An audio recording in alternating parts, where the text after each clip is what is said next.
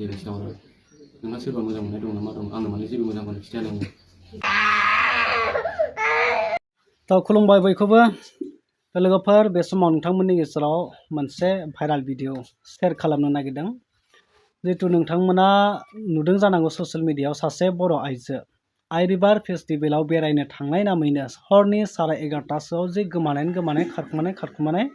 गावनि सासे उन्दै गथ' हौवासा गथ' दङ बेखौ गारनानै खारदों हौवाखौ गारनानै खारदों ओरैबायदि आलाय सिलाय गाबख्रावगासिनो गथ'आ ओरैबायदि दुखुनांथाव बिखा खामथाव माबायदि आइजो दा नोंथांमोना नैबे भिडिअ क्लिपखौ नायग्रो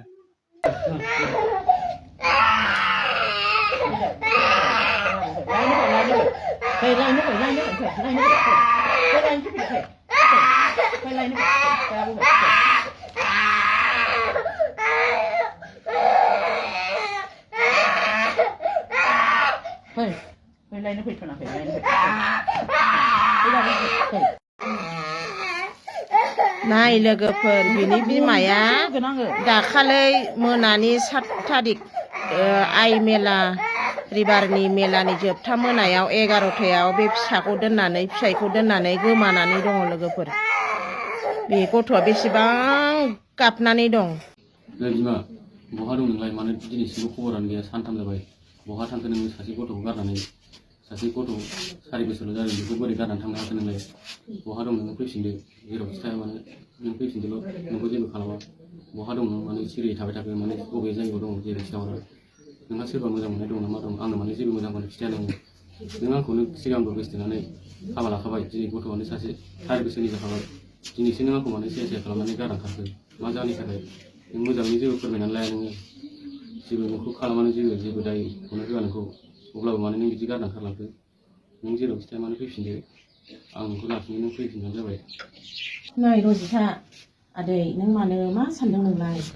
मानसिया दिनै संसाराव उजिनानै खेबसेल' हाबा जायो आदै नोंसोरखौ जोङो जर जबरदस्ति खाथाबनानै हराखै जगेशजों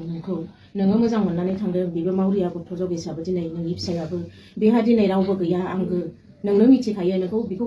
खामायनो रोंनाय रोङि गरिब धोनि नोंनो नुजोबखानाय नोंनो जर जबरदस्ति मोजां मोननानै नोङो थांदों दिनै नोङो बेबायदि मा गोसोजों दिनै नोङो बेखौ गाज्रि नुखो बेखौ नोङो मा दाय नुदों नोङोथ' फिसायनि सिगांनो फोरमायनानै लानांगौमोन बे ससेयावसो नों गुबुनफोरखौ मोजां मोनदों ना गुबुनजों माबा मोनसे रिलेसन थानानै दिनै गाज्रि खामानियाव थांदों जोंथ' बेखौ बुंनो थाङा दिनै नोङो फिसायजों अनलायनानै थानांगौ आदै सना संसाराव खनसेल' मानसिया हाबा जायो अन्थाव बाथाव 4 बोसोरनि गथ' नोङो दिनै जोनोम होबाय बे गथ'फोरनि खांनाय बानायनि दायथ'आ नोंनिमोन आदै दिनै नोङो संसाराव उजिनानै देहा गोगोम नोङो जेब्लायबो थांनानै थागोन नंदों नामा इसोरनि भगबाननि इच्छा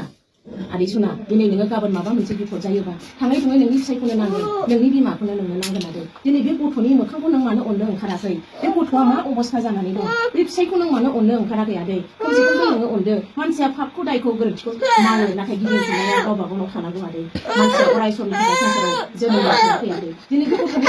अख्राखौ नाहरनो नों नुदोंना नुवाखै नों अनखांफिनदो नों गोरिब थानायबाबो नोङो नोंखौ नाजादोंमोन नोङो बेखौ फिसायखौ गावनि फिसाय होननानै नोङो दिनै लाखिदोंमोन जोंखौ नोंखौ हराखैमोन आरो नोंनि गोसोआव बैसो जास्लाबा मा जास्लाबा नों कलेज फरायफिनजोबा मा खालामजोबा नों दिनै बे दुखिया गोरिबब्लाबो नोङो हौवाखौ लादोंमोन दिनै आदै सना नोंखौ होगोन होननानै नोंनि फिसाया सिखार लाबाय आदै सना थारैनो नोंथांमोना नुबाय ओरैबायदि माने हब्रा गाबदों बिमाखौ नागिरनानै गाबबाय थायो जाहैदों आरो न'खरनिफ्राबो फोरमायबाय बोरै जानो मोनखो थ' मिथिनायाव बे आइजोआ ससियेल मिडियायाव बिराद नांथाबना थायो आरो मबाइलाव ओरैबायदि नांथाबो ओमफ्राय दा बे बेरायनो थांनाय नामैनो हरनि 11:30सोआव गावनि गथ' गावनि इसेबां मोजां हौवासा गथ'खौ गारनानै हौवासा गथ'नि भबिसतखौ साना लाबासिनो बे गारनानै थांबाय मासि माने बिखा अन्थाइ बिखा हिनजाव जागोन बियो आसरित ओरैबायदि माने मा जालांखो दिनै गाबोन बर' आइजोफ्रा साफा बेफोरबायदि जालांबाय थायो थ' गथ'फोरनि फिउचारखौ जेबो साना खालि गावनि रंजानाय गावनि इन्जयखौल' बे गथ'आ देरहैनानै जे बे गथ'खौ मोजां फोरोङोब्ला मोजां गियान होयोब्ला सासे साख्रियाल जानो हागौ बा बे गथ'नि भबिसतआव बे गथ'नि लिरनायाव खाफालाव माबा मोनसे जानांगौनि जे रेखाफोर दंबो जानो हागौ खाफालाव दं जानो हागौ बे देरनानै माबा मोनसे जाहैगोन गेदेर सासे सुबुं जाहैगोन बे गथ'आबो दा बैफोर भबिसतखौ सानागारा गावनि दान्दिसे रंजानायखौ लानानै ओरैबायदि खारो दा बिराद मुगिथाव आरो बेफोरबायदि जाथाया। थ' गामिया जाहैदों सा रौमारि होनदों आरो चिरां जिल्ला सापागुरि ओनसोलाव बे आइजोनि जायगाया। थ' रन्जिता ब्रह्म आरो हौवानि नामा जाहैबाय जगेश बर', रन्जिता ब्रह्म बर'। दा हौवानि टाइटेलखौ लाहैबाय आरो गावनि टाइटेलजों लोगोसे हौवानि टाइटेलखौ लाहैबाय। दा बेफोरबायदि बेखायनो नोंथांमोना बे आइजोखौ सोरबा नुयोब्ला बहाबा नुसनोब्लायोब्ला नैबे स्क्रिनाव कन्टेक्ट नाम्बार होनाय दङ, बे कन्टेक्ट नाम्बाराव नोंथांमोना कन्टेक्ट खालामनानै खोन्थाहर, नाथाय बै गथ'खौ अनखांनानै नुनानै बै आइजोआ न' फारसे फैफिनो, मोजां संसार जानो हाफैयो। दा बै गथ'नि भबिसतखौ साननानै दा नोंथांमोना भिडिअखौ शेयार खालामहाजासे।